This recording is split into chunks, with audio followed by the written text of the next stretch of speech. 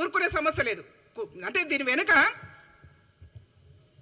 ఎంతకు దిగజారిపోతా ఉన్నారంటే దీని వెనుక విద్యార్థులను అంటే ఎక్కడో దగ్గర వాళ్ళకు ఉన్నటువంటి హ్యాండ్స్ను ఉపయోగించుకొని విద్యార్థులను బలి చేసే ప్రయత్నం చేసి ప్రభుత్వాన్ని అప్రతిష్టకు దిగజార్చే ప్రయత్నం చేస్తే ఊరుకోమని చెప్పేసి హెచ్చరిక జారీ చేస్తా ఉన్నాం.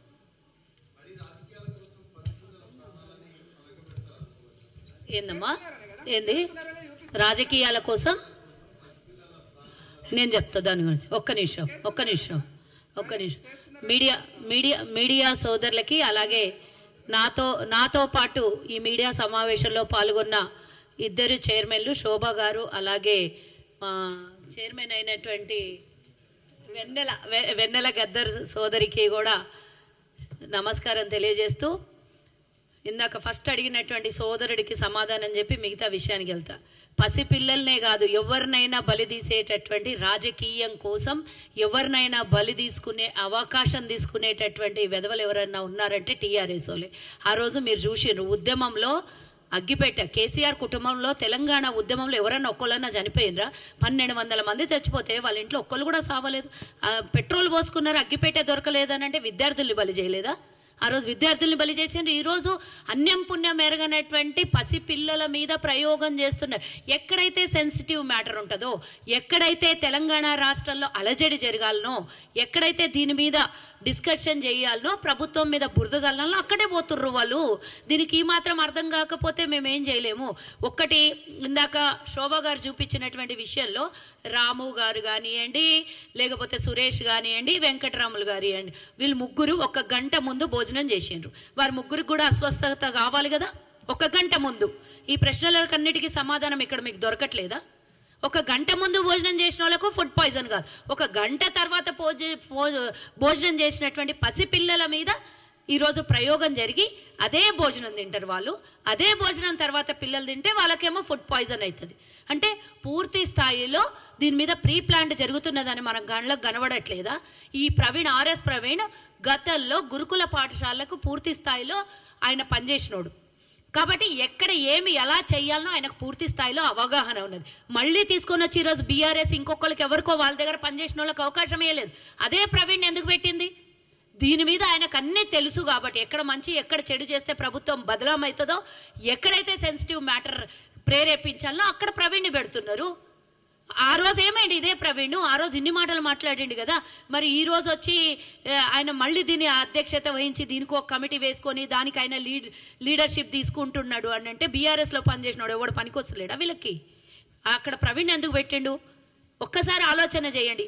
అన్నిటికన్నా ముందు ఈరోజు ఇంటిగ్రేటెడ్ రెసిడెన్షియల్ కోసం 5,000 కోట్లను కేటాయించింది మన ప్రభుత్వం. మరి డైట్ గతంలో మనం చూసినాం.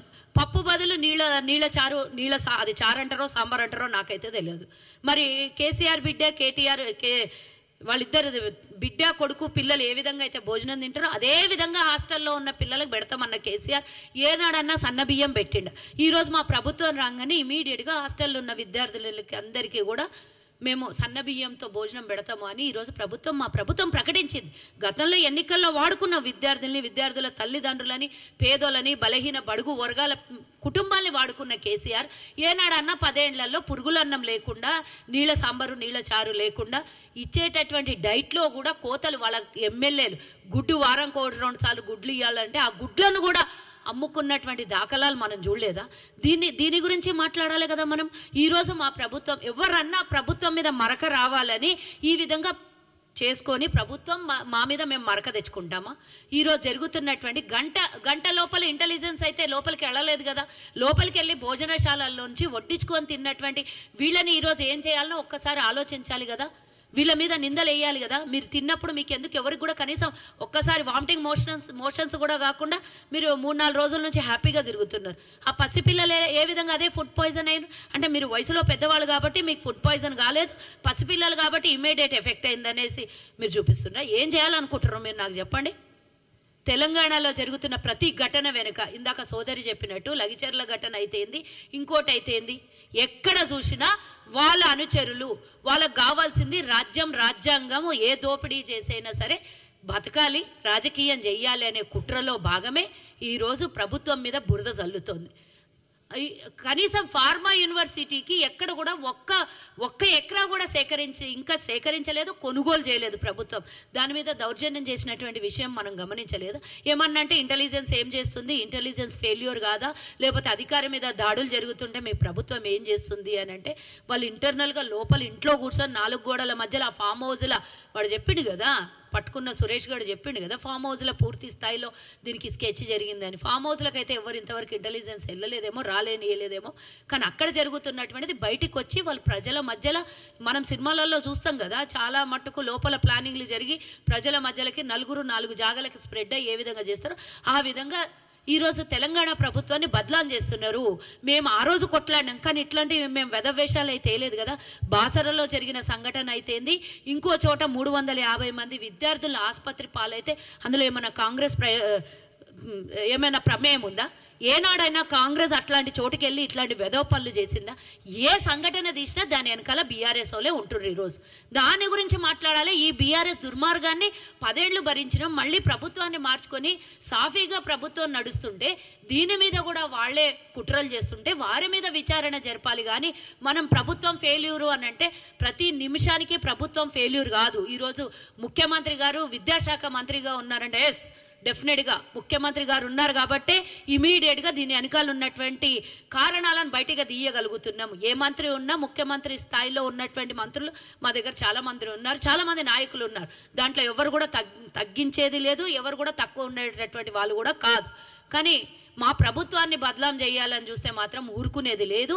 మా ముఖ్యమంత్రి గారికి, మా నాయకత్వానికి కూడా మేము దయచేసి విన్నవించుకుంటున్నాము. మేము ఒక మహిళలుగా, ఒక తల్లులుగా బాధపడుతున్నాము. ఇలాంటి సంఘటన జరగొద్దు. జరిగినందుకు పూర్తి స్థాయిలో విచారణ వ్యక్తం చేస్తున్నాం. గత ప్రభుత్వం లాగా కళ్ళు మూసుకొని ఇండ్లలో పండుకున్నటువంటి ప్రభుత్వమే కానీ నాయకులే కానీ మా దగ్గర లేరు. ఎందుకంటే మేము సింగరేణి కాలనీలో 6 ఏళ్ల పిల్ల చనిపోతే కూడా కనీసం ఒక్కళ్ళు వచ్చి పలకరించలేదు. వరంగల్లో 9 ఏళ్ల పిల్లకి మానభంగం చేసి చంపితే కూడా కనీసం ఒక్కళ్ళు వచ్చి మాట్లాడలేదు, బయటికి వెళ్ళలేదు. మహిళా కమిషన్ కూడా వాళ్ళ దగ్గర ఒక్కరోజు కూడా బయటకు వచ్చి మాట్లాడినటువంటి సంఘటన లేదు. ఎక్కడ సంఘటన జరిగితే అక్కడ మా నాయకులు వెళ్తుర్రు, అక్కడ సంఘటన మీద పూర్తి స్థాయిలో విచారణ జరిపిస్తున్నారు. సీతక్క గారి మీద మాట్లాడితే ట్రోల్ చేస్తారు. సీతక్క ఎక్కడికి పోలేదు చెప్పండి? మేము ఇంతమంది మహిళలం అన్ని చోట ముందుకు వస్తున్నాం. సీతక్క ఒక్కదాని మీద మీ పగ ఎందుకు పడుతున్నారు? అసెంబ్లీలో అవమానిస్తారు, బయట అవమానిస్తారు. దళితులు అంటే మీకు గౌరవం లేదు, మహిళలంటే అంతకన్నా గౌరవం లేదు. మీకు ఎక్కడికి వెళ్ళి మహిళలు కాదు, మీరే అందరు మహిళలు, మీరే అంత మగవాళ్ళని చూపించాలనే ప్రయత్నం మీరు చేస్తున్నారు. ఈ ప్రయత్నానికి డెఫినెట్గా మా ప్రభుత్వం అడ్డుకట్ట వేస్తుంది. ఈరోజు కాస్మెటిక్ ఛార్జెస్ 40% పెంచి, డైట్ ఛార్జెస్ 40% పెంచినటువంటి ప్రభుత్వం మాది. ఈరోజు చదువుకున్న విద్యార్థులకు గతంలో 30,000 మందికి ఉద్యోగం 10 ఏళ్లలో, ఈరోజు మా ప్రభుత్వం వచ్చినాక 55,000 మందికి 6 నెలల్లో ఉద్యోగాలు ఇచ్చినాం. మేము ఈరోజు లీకులు లేనటువంటి ఎగ్జామ్స్ మేము కండక్ట్ చేస్తున్నాం. ఒక్క నోటిఫికేషన్తోనే ఎగ్జామ్స్ అయిపోతున్నాయి మా దగ్గర. అన్ని విధాల ప్రభుత్వం ముందుకొచ్చి అన్ని చోట విద్యార్థులు చదువుకోవడానికి కోసం కానీ, దాని మీద ఆధారపడ్డ కుటుంబాలకు, చదువుకున్నటువంటి విద్యార్థులకు ఉద్యోగం ఇచ్చే ప్రయత్నం మేం చేస్తుండే బురద జల్లి ఎప్పుడైతే క్రెడిట్ వస్తుందో, మేము 18,000 కోట్ల రూపాయలు రుణమాఫీ చేయగానే దాని మీద లొల్లి, మేము మొన్న ఇంకో కార్యక్రమం తీసుకుంటే దాని మీద లొల్లి, మేము బస్సు ఫ్రీ ఇస్తే దాని మీద లొల్లి. మేమేమన్నా చెయ్యాలంటే దానికి సజెషన్స్ ఇస్తలేరు, కానీ మేము చేసిన ప్రతి పని మీద వ్యతిరేకిస్తున్నారు. ఈరోజు డైట్ 40% పెంచినందుకు, సన్నబియ్యం కేటాయించినందుకు, ఈరోజు ఇంటిగ్రేటెడ్ హాస్టళ్ళని మేము 5,000 కోట్ల రూపాయలు కేటాయించినందుకు ఎక్కడ కుటుంబ సభ్యుల నుంచి, విద్యార్థుల నుంచి ప్రభుత్వానికి ఆశీర్వాదం వచ్చి ఇంకా మంచి పాలన చేస్తారనే భయంతోనే ఈరోజు మా మీద వన్నుతున్నటువంటి కుట్ర. ఈ కుట్రలో భాగస్వామ్యం ప్రవీణ్ని వదలొద్దని మా ముఖ్యమంత్రి గారికి దయచేసి విన్నవించుకుంటున్నా. ఇందులో ఫామ్ హౌస్ నుంచి జరుగుతున్నటువంటి ఈ కార్యాచరణ ఏదైతుందో దాన్ని కట్టుదిట్టమైనటువంటి అక్కడి నుంచి వచ్చేటటువంటి ప్రతి దానికి ఇన్స్ట్రక్షన్స్ చూసుకొని, ఒక రోజు కూడా అవసరమైతే ఫామ్ హౌస్లో కూడా అధికారులను పంపించి అక్కడ జరుగుతున్నటువంటి కుట్రలు కుతంత్రాల మీద ప్రభుత్వం జాగ్రత్త వహించాలనేది దయచేసి మా ముఖ్యమంత్రి గారికి విన్నవించుకుంటున్నా. దీంట్లో మేము విచారణనైతే పూర్తి స్థాయిలో వ్యక్తపరుస్తున్నాము. మా శ్రీహరి గారు, ఆ కాన్స్టిట్యున్సీ ఎమ్మెల్యే అయినటువంటి శ్రీహరి గారు పూర్తి స్థాయిలో పర్యవేక్షణలో ఉన్నారు. అధికారుల తప్పిదమైతే అధికారులను సస్పెండ్ చేస్తాము. దీని వెనకాల కుట్ర బీఆర్ఎస్ వాళ్ళది పూర్తి స్థాయిలో ఉన్నదని మాకు వచ్చినటువంటి సమాచారం కాబట్టి వారి మీద కూడా ఎంక్వైరీ చేస్తామని మా ఎమ్మెల్యే గారు చెప్పడం జరిగింది. అదేవిధంగా మా ప్రభుత్వం కూడా దాని మీద కార్యాచరణ తీసుకుంటుందని ఈ సందర్భంగా మీడియా సోదరులకు తెలియజేస్తున్నాం.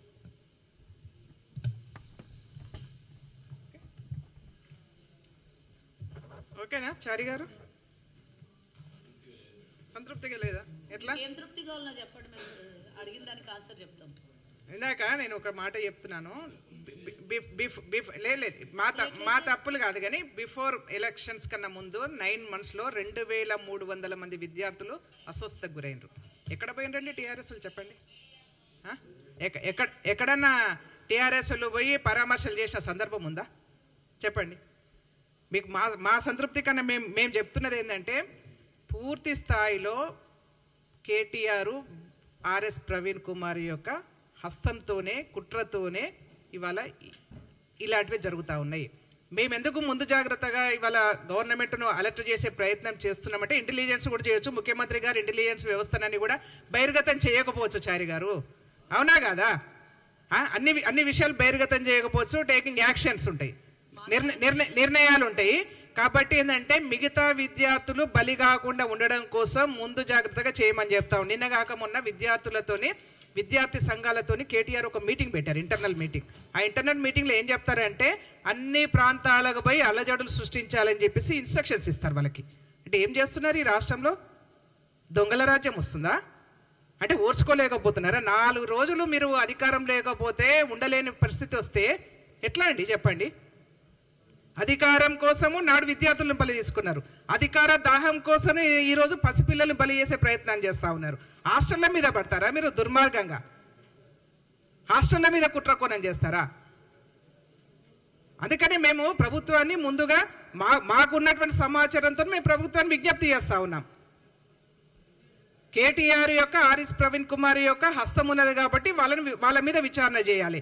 ఈ రాష్ట్రంలో ఎక్కడ ఆందోళన జరుగుతూ ఉన్నా, ఎక్కడ అలజడి జరుగుతూ ఉన్నా దాని కోణాలన్నీ కూడా ఫామ్ హౌస్ నుంచే వస్తూ ఉన్నాయి. కాబట్టి ఫామ్ హౌస్ మీద కూడా ఎంక్వైరీ చేయాలి. అసలు ఫామ్ హౌస్ లో ఒక కుట్రదారుల కేంద్రంగా అయిపోయింది. అది ఫామ్ హౌస్ అనేది కుట్రదారుల కేంద్రంగా అయిపోయింది.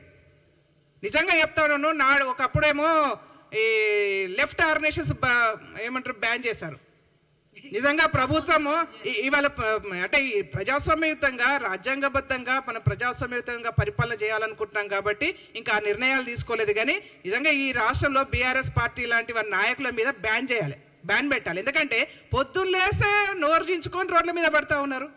పొద్దున్న లేస్తే అసలు మంచి ఉందా చెడుందా ఆలోచన శక్తి కోల్పోయినాడు కేటీఆర్. అయితే ఆలోచన శక్తి కోల్పోయి మాట్లాడుతూ ఉన్నారు వీళ్ళు. Okay, thank you.